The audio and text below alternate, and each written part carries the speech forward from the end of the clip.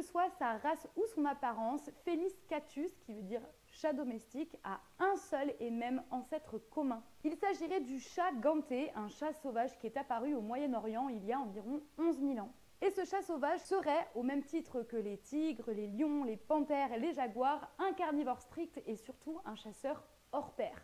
Cet instinct de prédation qui permet à ces carnivores de se nourrir et donc de survivre est profondément ancré dans les gènes de nos félins favoris qui aujourd'hui passent plus de temps à dormir sur le canapé qu'à chasser pour survivre. Néanmoins, même si aujourd'hui nos chats domestiques sont correctement nourris et sont à l'abri du besoin, vous pourrez observer qu'ils conservent toujours un instinct de chasse, que ce soit des simples feuilles qui traînent sur votre balcon, à des balles que vous leur lancez, à des proies vivantes comme des oiseaux, des lézards, etc. C'est un comportement purement instinctif qui est inscrit dans leur gène depuis des générations et des générations. Et je suis navrée de vous dire que si vous êtes un amoureux de la petite faune et que vous en avez marre que votre chat bute absolument tout ce qui passe dans votre jardin, vous ne pourrez pas faire grand chose pour l'en empêcher. D'ailleurs, cette capacité qu'ont nos chats domestiques constitue une menace pour la biodiversité et les ont conduits sur la liste des 100 espèces les plus envahissantes sur le plan écologique. Et oui, les chats sont de véritables désastres et il y a de moins en moins d'oiseaux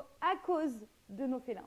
Et aujourd'hui, si nos chats domestiques chassent, c'est par simple jeu. C'est comme ça qu'ils passent leur temps, c'est comme ça qu'ils dépensent leur énergie. Et c'est la raison pour laquelle vous remarquerez souvent qu'ils ne touchent pas à leur proie. Une fois que l'oiseau est mort et inerte, ils vont jouer un petit peu avec et le délaisser là. Aujourd'hui, si vous avez un chat qui sort et qui a tendance à tuer un petit peu tout ce qui bouge, il y a des solutions qui peuvent être mises en place dans un premier temps. Nourrissez-le bien avant de le faire sortir.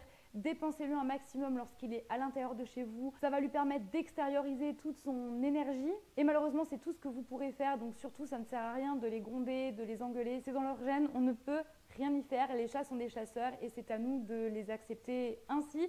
Et si vous êtes des amoureux des oiseaux, des lézards, des souris, le mieux évidemment, ça reste de ne pas adopter de chats pour limiter au mieux les risques de massacre de masse dans vos jardins. En parlant de chat, regardez un petit peu ce gros matou qui vient de rentrer de sa petite exploration à l'extérieur. On a du mal à croire comme ça quand on les regarde que ce sont de redoutables prédateurs. Là, je pense qu'il va surtout aller prédater le canapé après avoir fait sa toilette. N'est-ce pas, monsieur ? J'espère que cette petite vidéo vous a plu. Si c'est le cas, comme d'habitude, n'hésitez pas à la liker, à la partager autour de vous. Et nous, on se retrouve mercredi prochain pour une nouvelle vidéo à Sur au poil.